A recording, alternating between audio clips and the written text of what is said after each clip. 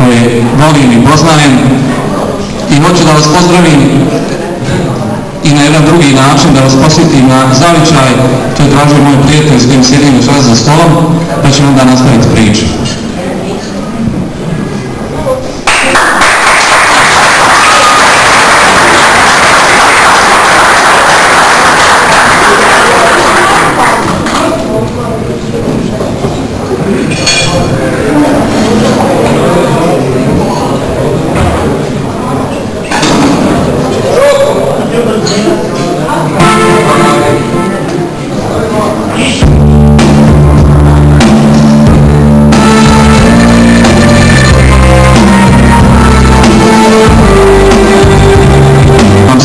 Dogodilo se, nažalost, puno toga strašno. I ono što vi možete da učinite, i svako od nas, to je da čuvate dar u sjećanju, taj naš zavičaj, da čuvate ono lijepo što vam se tamo dogodilo, da čuvate svoj san o zavičaju, da čuvate svoje sjećanje na one koji su pomogli da bismo mi danas živjeli, da čuvate svoj san o onome što je bilo lijepo i čega više nikada neće biti.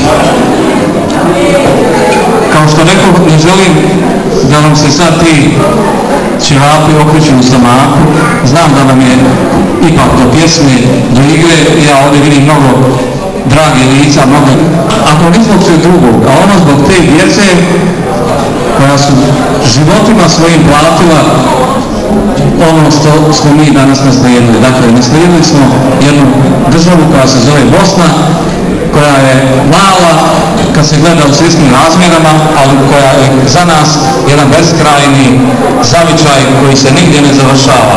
Ne smijemo zaboraviti zbog naše braće i sestara koji su stradali, koji su pobijeni, koji su morali da bježe po cijelom svijetu, a da ni mraka u životu nisu zgazili ili se iz tog svijeta nisu dovoljno nagledali. Oni nisu večeras s nama i neće nikad više biti, ali mi moramo biti s njima, moramo pamtiti to što, a mi ćemo vas čekati. Mene su zvali večeras da vam govorim malo i o knjizi koja se zove Majstori mraka. To je knjiga o zločinima koji su počinjeni u našem kraju. Ja ne želim da vam hvalim večeru, jer će vjerovatno imaju lošiji ukus uz priču o zlu. Onaj koga interesuje knjige može pogledati, ima tamo na šanu. Hoću samo da vas zamolim za jedno, da ne zaboravite ni ko ste, ni odakle ste, da ne zaboravite ono što nam se dogodilo, jer suviše smo mi toga zaboravljali u godinama, decenijama i vijekovima koji su iza nas. I ne smijemo više zaboravljati.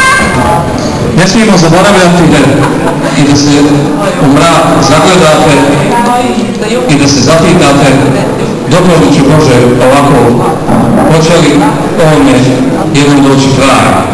A svi ćete, i ovi stariji pogotovo, i ovi mlađi, jednom doći do nekog zida koji nećete moći da preskočite.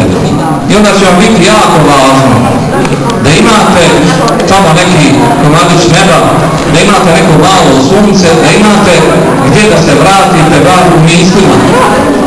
Jako je teško biti čovjek koji je nijotkud, koji nema nigdje ništa svoje. Biće vam to važno, makar da imali imovinu, to je najmanje bitno. Ali će vam biti važno da znate da neki komadić zemlje, da neka trešnja, da neka glina čekaju na vas i da vi možete tamo da se vratite onda kad vam bude teško. I da nas nisu mogli ni rastirati, ni uništiti. I hoću da vam kažem da u našim Amlinama, mako da sad živi u tim kućama, još žive vaše sjenke i čekaju na vas. I da dođete, vi ćete možda sresti tamo sebe, mlađe i ljepše nego što ste sad. Kao što znate, svašta toga ružnog izdešavalo u ovom vremenu koji je iza nas. I uvijek mi se čini da slušam ove pjesme i da vidim vas tako nasmijani i raspjevane, uvijek mi se čini da ćete kad dođete kući da se zamislite, da ćete možda usred noći da se probudite